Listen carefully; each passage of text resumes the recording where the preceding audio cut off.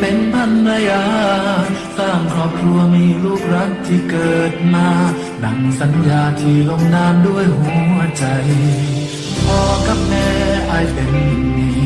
เอาใบหน้าที่มีไปฝากไว้พ่อก็สอมองกู้เงินมาผูกใจให้ลูกชายได้สมใจดังหวัง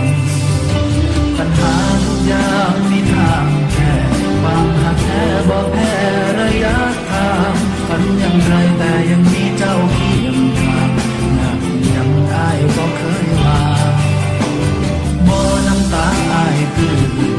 เมื่อควันยืนถอดใจสิอำลาหนึ่งคำกับปาสองคำกับปา